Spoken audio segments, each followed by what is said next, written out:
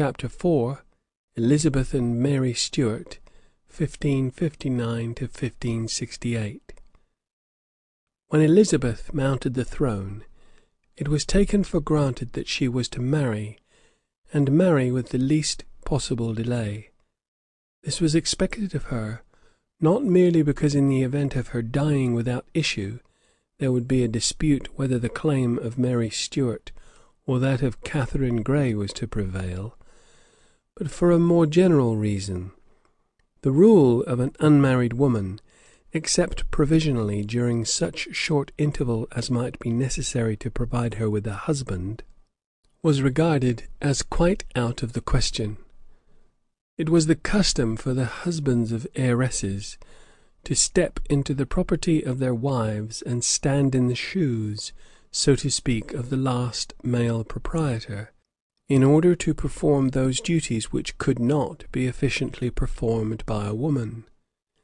Elizabeth's sister, while a subject, had no thought of marrying, but her accession was considered by herself and every one else to involve marriage. If the nobles of England could have foreseen that Elizabeth would elude this obligation, she would probably never have been allowed to mount the throne. Her marriage was thought to be as much a matter of course and as necessary as her coronation. Accordingly, the House of Commons, which met a month after her accession, immediately requested her to select a husband without delay. Her declaration that she had no desire to change her state was supposed to indicate only the real or affected coyness to be expected from a young lady. There was no lack of suitors, foreign or English. The Archduke Charles, son of the Emperor and cousin of Philip, would have been welcomed by all Catholics and acquiesced in by political Protestants like Cecil. The ardent Protestants were eager for Iran, and Cecil, till he saw it was useless, worked his best for him, regardless of the personal sacrifice his mistress must make in wedding a man who was not always quite sane, and eventually became a confirmed lunatic. Not many months of the new reign had passed before it began to be suspected that Elizabeth's partiality for Lord Robert Dudley had something to do with her evident distaste for all her suitors. To her ministers and the public, this partiality for a married man became a cause of great disquietude. They not unnaturally feared that with a young woman who had no relations to advise and keep watch over her, it might lead to some disastrous scandal incompatible with her continuance on the throne. Marriage with Dudley at this time was out of the question, but within 4 months of her accession the Spanish ambassador mentions a report that Dudley's wife had a cancer, and that the Queen was only waiting for her death to marry him. About the humble extraction of Elizabeth's favourite, much nonsense was talked in his lifetime by his ill-wishers, and has been duly repeated since. He was as well born as most of the peerage of that time, very few of whom could show nobility of any antiquity in the male line. The Duke of Norfolk, being the only duke at Elizabeth's accession and in possession of an ancient title, was looked on as the head of his order. Yet it was only 75 years since a Howard had first reached the peerage in consequence of having had the good fortune to marry the heiress of the Mowbrays. Edmund Dudley, minister of Henry VII. And father of Northumberland, was grandson of John, 4th Lord Dudley, and in Northumberland, by his mother's side, was sole heir and representative of the ancient barony of Delisle, which title he bore before he received his earldom and dukedom. In point of wealth and influence, indeed, the favourite might be called an upstart. The youngest son of an attainted father, he had not an acre of land or a farthing of money which he did not owe either to his wife or to the generosity of Elizabeth. This it was that moved the sneers and ill will of a people with whom nobility has always been a composite idea implying not only birth and title, but territorial wealth. Moreover, his grandfather, though of good extraction, was a simple esquire, and had risen by helping Henry VII. To trample on the old nobility. After his fall, his son had climbed to power under Henry VIII. And Edward VI. In the same way. Lord Robert Dudley again had to begin at the bottom of the ladder. No one will claim for Elizabeth's favourite that he was a man of distinguished ability or high character. He had a fine figure and a handsome face. He bore himself well in manly exercises. His manners were attractive when he wished to please. To these qualities he first owed his favour with Elizabeth, who was never at any pains to conceal her liking for good-looking men and her dislike of ugly ones. Finding himself in favour, and inheriting to the full the pushing audacity of his father and grandfather, he professed for the Queen a love which he certainly did not feel, in order to serve his soaring ambition. Elizabeth, it is my firm conviction, never loved Dudley or any other man in any sense of the word, high or low. She had neither a tender heart nor a sensual temperament, but she had a more than feminine appetite for admiration, and the more she was, unhappily for herself, a stranger to the emotion of love, the more restlessly did she desire to be thought capable of inspiring it.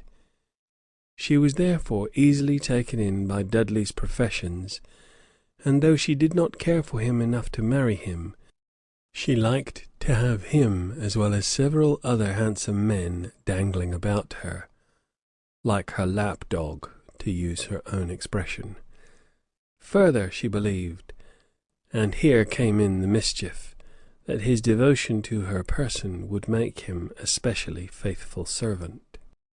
We know, though Elizabeth did not, that in 1561 Dudley was promising the Spanish ambassador to be Philip's humble vassal, and to do his best for Catholicism, if Philip would promote his marriage with the Queen; that in the same year he was offering his services to the French Huguenots for the same consideration; that at one time he posed as the protector of the Puritans, while at another he was intriguing with the captive Queen of Scots, whom again, later on, he had a chief share in bringing to the block.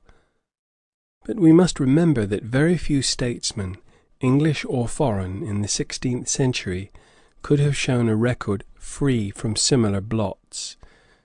Those who, like Elizabeth and Cecil, were undeniably actuated on the whole by public spirit, or by any principle more respectable than pure selfishness, never hesitated to lie or play a double game when it seemed to serve their turn. William of Orange is the only eminent statesman, as far as I know, against whom this charge cannot be made. When this was the standard of honour for consistent politicians and real patriots, what was to be expected of lower natures? Dudley's conduct on several occasions was bad and contemptible, and he must be judged with the more severity, because he sinned not only against the code of duty binding on the ordinary man and citizen, but against his professions of a tender sentiment by means of which he had acquired his special influence. I have said that he was not a man of great ability, but neither was he the empty-headed, incapable trifler that some writers have depicted him. He was not so judged by his contemporaries. That Elizabeth, because she liked him, would have selected a man of notorious incapacity to command her armies, both in the Netherlands and when the Armada was expected, is one of those hypotheses that do not become more credible by being often repeated. Cecil himself, when it was not a question of the marriage, of which he was a determined opponent, regarded him as a useful servant of the Queen. I do not doubt that Elizabeth estimated his capacity at about its right value. What she overestimated was his affection for herself, and consequently his trustworthiness. Sovereigns and others often place a near relative in an important post, not as being the most capable person they know, but as most likely to be true to them. Elizabeth had no near relatives. If we grant, as we must grant, that she believed in Dudley's love, we cannot wonder that she employed him in positions of trust. A female ruler will always be liable to make these mistakes, unless her ministers and captains are to be of her own sex. On the 3rd of September, 1560, 2 months after the Treaty of Leith, Elizabeth told de Quadra that she had made up her mind to marry the Archduke Charles. On the 8th, Lady Robert Dudley died at Cumnor Hall. On the 11th, Elizabeth told de Quadra that she had changed her mind. Dudley neglected his wife, and never brought her to court. We cannot doubt that he fretted under a tie which stood in the way of his ambition. Her death had been predicted. It is not strange, therefore, that he should have been suspected of having caused it. Nevertheless, not a particle of evidence pointing in that direction has ever been produced, and it seems most probable that the poor deserted creature committed suicide. A coroner's jury investigated the case diligently, and it would seem with some animus against Foster, the owner of Cumnor Hall, but returned a verdict of accidental death. Anyhow, Dudley was now free. The Scotch estates were eagerly pressing Arran's suit, and the English Protestants were as eagerly backing them. The opportunity was certainly unique, though nothing was said about deposing Mary. Yet nothing could be more certain that, if this marriage took place, the Queen of France would never reign in Scotland. At her wits' end how to escape a match so desirable for the Queen, so repulsive to the woman, Elizabeth had announced her willingness to espouse the Archduke in order to gain a short breathing time. Vienna was at least further than Edinburgh, and difficulties were sure to arise when details began to be discussed. At this moment, by the sudden death of his wife, Dudley became marriageable. If Elizabeth had been free to marry or not as she pleased, it seems to me in the highest degree improbable that she would ever have thought of taking Dudley. But believing that a husband was inevitable, and expecting that she would be forced to take someone who was either unknown to her or positively distasteful, it was most natural that she should ask herself whether it was not the least of evils to put this cruel persecution to an end by choosing a man whom at least she admired and liked, who loved her, as she thought, for her own sake, and would be as obedient as her lapdog. When nations are ruled by women, and marriageable women, feelings and motives which belong to the sphere of private life and should be confined to it are apt to invade the domain of politics. If Elizabeth's subjects expected their sovereign to suppress all personal feelings in choosing a consort, they ought to have established the Salic law. No woman, queen or not queen, can be expected voluntarily to make such a sacrifice. Her happiness is too deeply involved. In the autumn, then, of 1660, when Elizabeth had been not quite 2 years on the throne, she seriously thought of marrying Dudley. It is difficult to say how long she continued to think of it seriously. With him, as with other suitors, she went on coquetting when she had perfectly made up her mind that nothing was to come of it. Perhaps we shall be right in saying that, as long as there was any question of the Archduke Charles, she looked to Dudley as a possible refuge. This would be till about the beginning of 1568. It seems to be always assumed as a matter of course that Cecil played the part of Elizabeth's good genius in persistently dissuading her from marrying Dudley. I am not so sure of this. If she had been a wife and a mother, many of her difficulties would have at once disappeared, and the weakest points in her character would have no longer been brought out. It ended in her not marrying at all. I am inclined to think that another enemy of Dudley, the Earl of Sussex, showed more good sense and truer patriotism when he wrote in October 1560.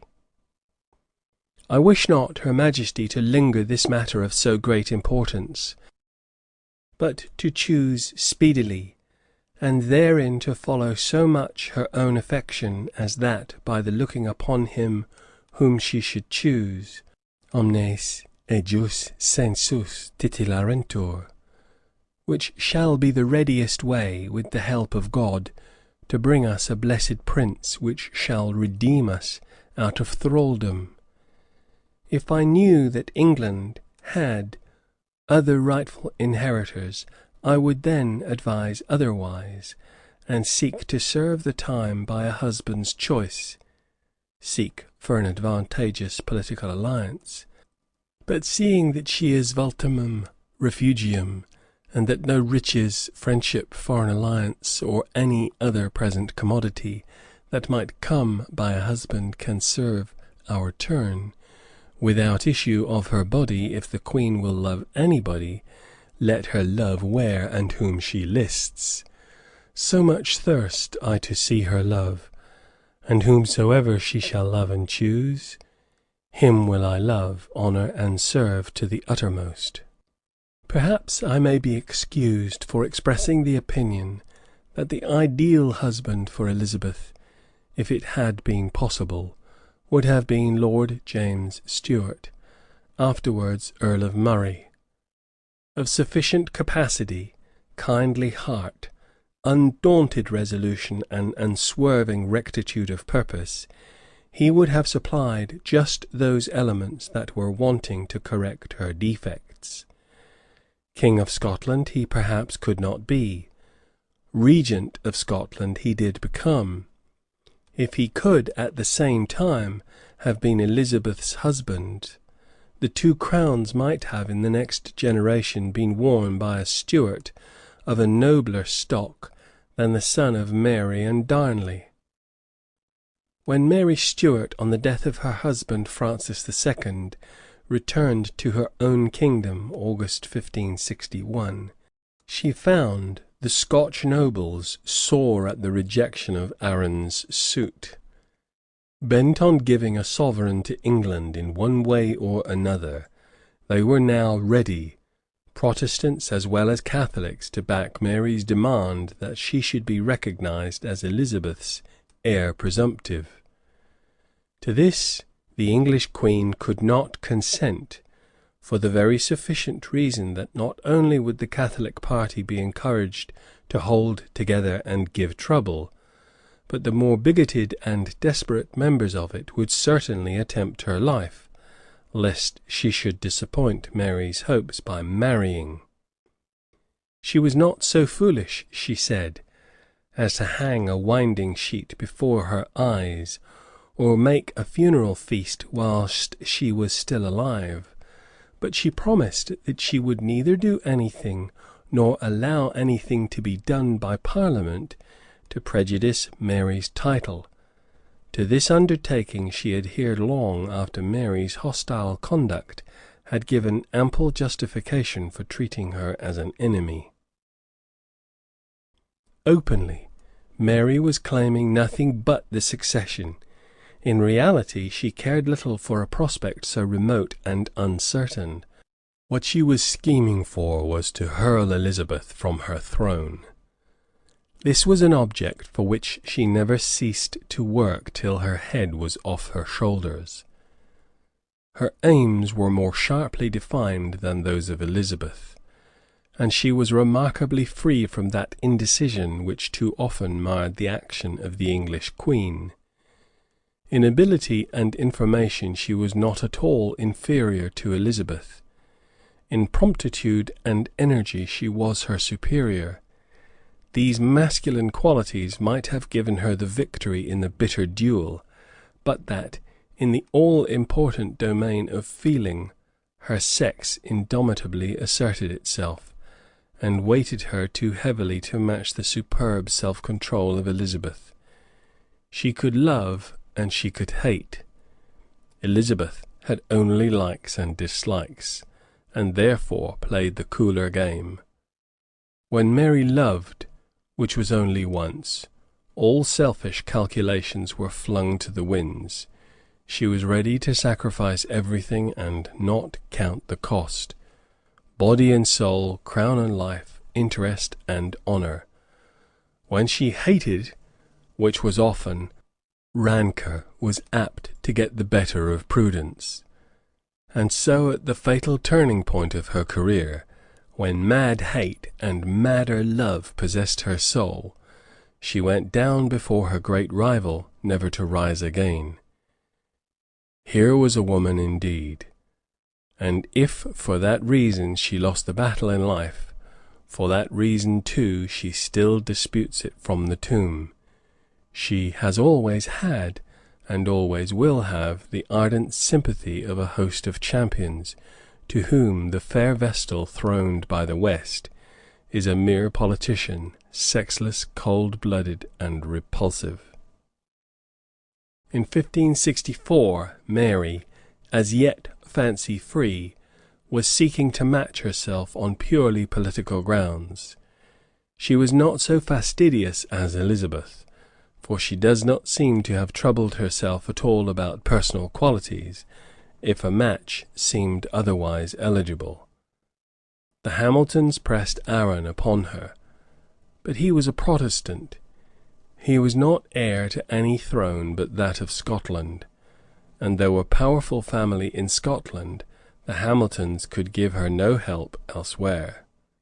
Philip, who now that the Guises had become his protégés, was less jealous of her designs, wished her to marry his cousin, the Archduke Charles of Austria. But this prince, whom Elizabeth professed to find too much of a Catholic, was, in the eyes of Mary and her more bigoted co-religionists, too nearly a Lutheran, and she doubted whether Philip cared enough for him to risk a war for establishing him and herself upon the English throne. For this reason, the husband on whom she had set her heart was Don Carlos, Philip's own son, a sort of wild beast. But Philip received her overtures doubtfully, the fact being that he could not trust Don Carlos, whom he eventually put to death. Catherine de Medici loved Mary as little as she did the other Guises, but the prospect of the Spanish match filled her with such terror that she proposed to make the Scottish queen her daughter-in-law a second time by a marriage with Charles IX., a lad under 13, if she would wait 2 years for him. On the other hand, Elizabeth impressed upon Mary that unless she married a member of some reformed church, the English Parliament would certainly demand that her title to the succession, whatever it was, should be declared invalid. The House of Commons was strongly Protestant, and had with difficulty been prevented from addressing the Queen in favour of the succession of Lady Catherine Grey. Apart from religion, there was deep irritation against the whole Scotch nation. Sir Ralph Sadler, who had been much employed in Scotland, denounced them as false, beggarly, and perjured, whom the very stones in the English streets would rise against. When Elizabeth was dangerously ill in October 1562, the council discussed whom they should proclaim in the event of her death. Some were for the will of Henry VIII. And Catherine Grey. Others, sick of female rulers, were for taking the Earl of Huntingdon, a descendant of the Duke of Clarence. None were for Mary or Darnley. Mary's chief friends, Montague, Northumberland, Westmoreland, and Derby, were not on the council. Parliament and the council being against her, Mary could not afford to quarrel with the Queen. Elizabeth told her that she would regard a marriage with any Spanish, Austrian, or French prince as a declaration of war. Help from those quarters was far away, and at the mercy of wind and waves. The border fortresses were near, and their garrisons always ready to march.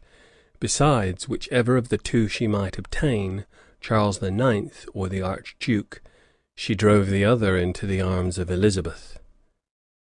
But there was another possible husband who had crossed her mind from time to time, not a Prince D, indeed, yet of royal extraction in the female line, and what was more, not without pretensions to that very succession which she coveted. Henry Lord Damley, son of Matthew Stuart, Earl of Lennox, was, by his father's side, of the royal family of Scotland, while his mother was the daughter of Margaret Tudor, sister of Henry VIII., by her second husband, the Earl of Angus. Born and brought up in England, where his father had been long an exile, he was reckoned as an Englishman, which, in the opinion of many lawyers, was essential as a qualification for the crown. He was also a Catholic, and if Elizabeth had died at this time, it was perhaps Darnley rather than Mary whom the Catholics would have tried to place on the throne. Elizabeth had promised that, if Mary would marry an English nobleman, she would do her best to get Mary's title recognised by Parliament. To Elizabeth, therefore, Mary now turned, with the request that she would point out such a nobleman, not without a hope that she would name Darnley, March 1564. But, to Mary's mortification, she formally recommended Lord Robert Dudley. This recommendation has often been treated as if it was a sorry joke perpetrated by Elizabeth, who had never any intention of furthering or even permitting such a match. But nothing is more certain than that Elizabeth was most anxious to bring it about, and it affords a decisive proof that her feeling for Dudley, whatever name she herself may have put to it, was not what is usually called love. Cecil and all her most intimate advisers entertained no doubt that she was sincere. She undertook, if Mary would accept Dudley, to make him a duke, and in the meantime she created him Earl of Leicester. She regarded him, so she told Mary's envoy Melville, as her brother and her friend. If he was Mary's husband, she would have no suspicion or fear of any usurpation before her death, being assured that he was so loving and trusty that he would never permit anything to be attempted during her time. But, she said, pointing to Darnley, who was present, you like better yonder long lad. Her suspicion was correct. Melville had secret instructions to procure permission for Darnley to go to Scotland. However, he answered discreetly that no woman of spirit could choose such a one who more resembled a woman than a man. How was Elizabeth to be persuaded to let Darnley leave England? There was only one way to disarm suspicion. Mary declared herself ready to marry Leicester, January 1565. Darnley immediately obtained leave of absence for 3 months, ostensibly to recover the forfeited Lennox property. In Scotland, the purpose of his coming was not mistaken, and it roused the Protestants to fury. The Queen's Chapel, the only place in the Lowlands where Mass was said, was beset. Her priests were mobbed and maltreated. Murray, who till lately had supported his sister with such loyalty and energy that Knox had quarrelled with him, prepared, with the other lords of the congregation, for resistance. Elizabeth and Cecil also had been completely overreached. A prudent player sometimes gets into difficulties by attributing equal prudence to a daring and reckless antagonist. Elizabeth, as a patriotic ruler, desired nothing but peace and security for her own kingdom. If she could have that, she had no wish to meddle with Scotland. Mary, caring nothing for the interests of her subjects, was facing civil war with a light heart, and for the chance of obtaining the more brilliant throne, was ready to risk her own.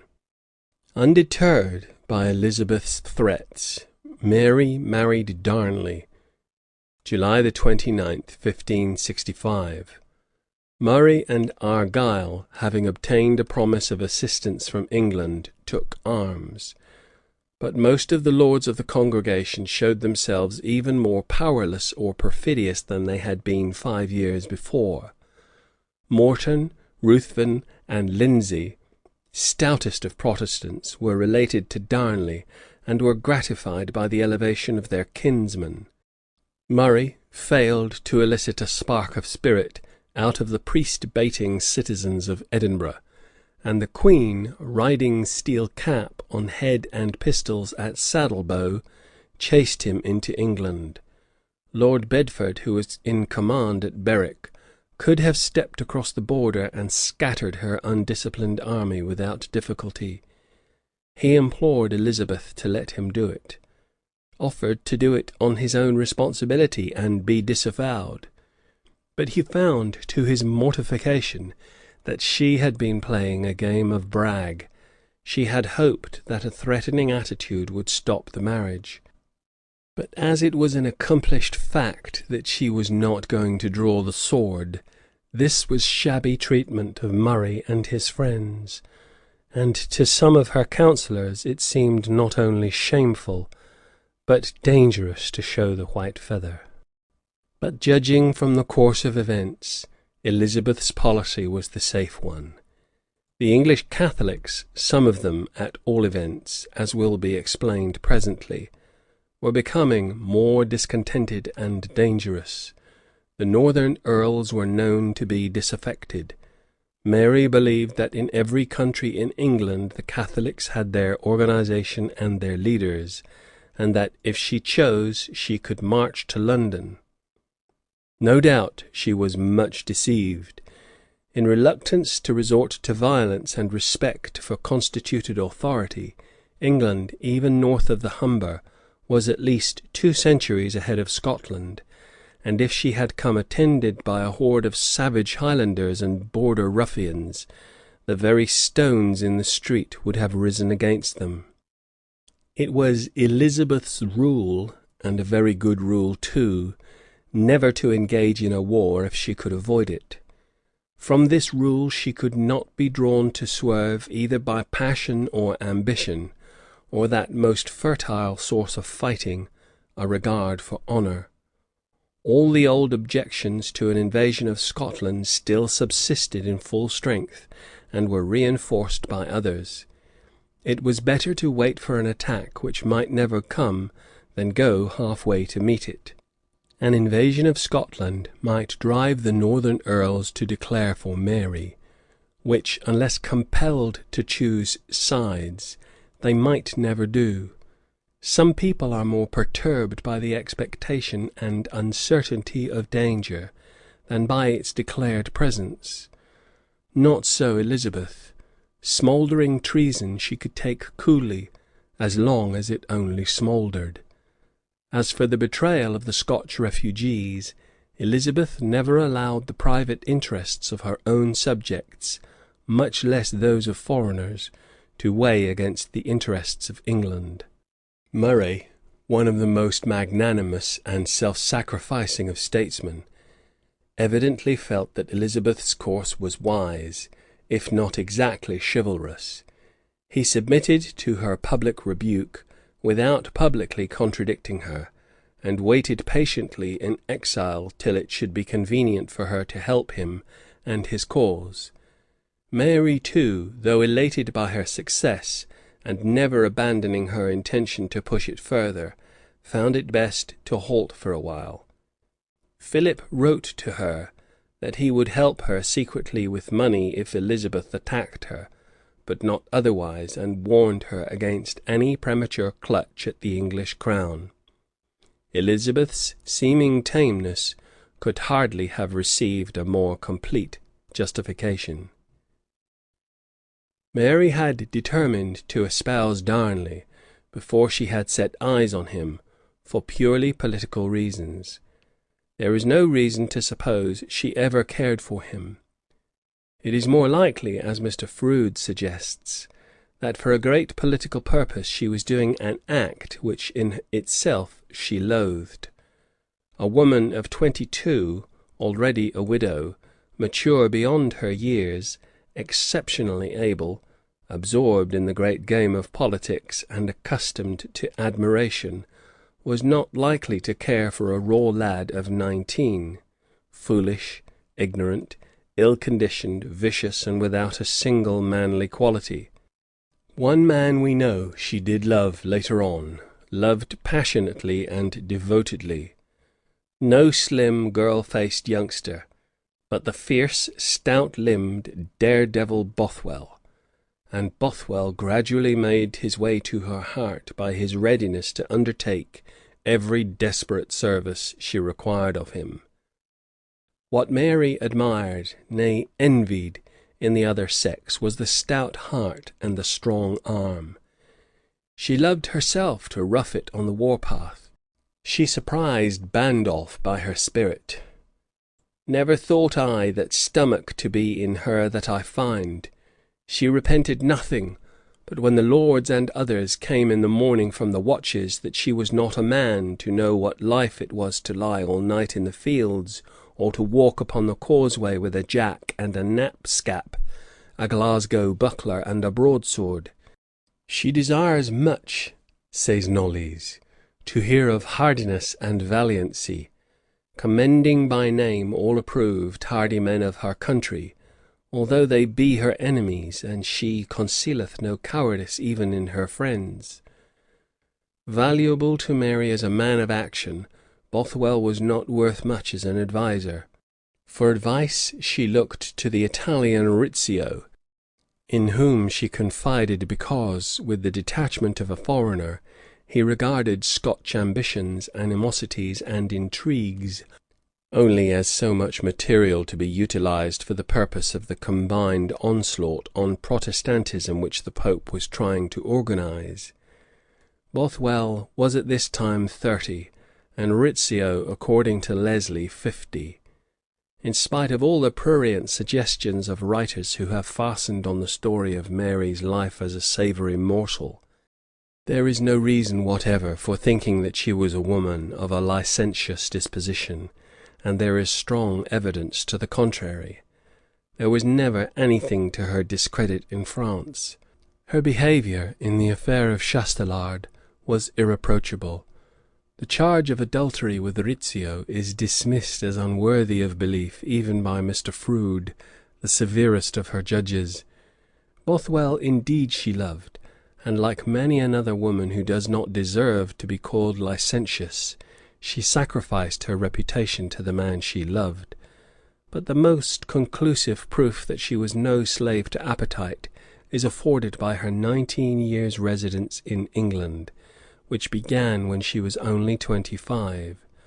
During almost the whole of that time she was mixing freely in the society of the other sex, with the fullest opportunity for misconduct had she been so inclined. It is not to be supposed that she was fettered by any scruples of religion or morality, yet no charge of unchastity is made against her. When Darnley found that his wife, though she conferred on him the title of king, did not procure for him the crown matrimonial, or allow him the smallest authority, he gave free vent to his anger. No less angry were his kinsmen Morton, Ruthven, and Lindsay. They had deserted the congregation in the expectation that when Darnley was king they would be all-powerful. Instead of this, they found themselves neglected, while the Queen's confidence was given to Catholics and to Bothwell, who, though nominally a Protestant, always acted with the Catholics. The Protestant seceders had in fact fallen between two stools. It was against Rizzio that their rage burnt fiercest. Bothwell was only a bull-headed, blundering swordsman. Rizzio was doubly detestable to them as the brain of the Queen's clique and a low-born foreigner. Rizzio, therefore, they determined to remove in the time-honoured Scottish fashion. Notice of the day fixed for the murder was sent to the banished noblemen in England, so that they might appear in Edinburgh immediately it was accomplished. Randolph, the English ambassador, and Bedford, who commanded on the border, were also taken into the secret, and they communicated it to Cecil and Leicester. It is unnecessary here to repeat the well-known story of the murder of Rizzio. It was part of a large scheme for bringing back the exiled Protestant lords, closing the split in the Protestant party, and securing the ascendancy of the Protestant religion. At first it appeared to have succeeded. Bedford wrote to Cecil that everything would now go well. But Mary, by simulating a return of wifely fondness, managed to detach her weak husband from his confederates. By his aid she escaped from their hands. Bothwell and her Catholic friends gathered round her in arms. In a few days she re-entered Edinburgh in triumph, and Rizzio's murderers had to take refuge in England. End of section 4.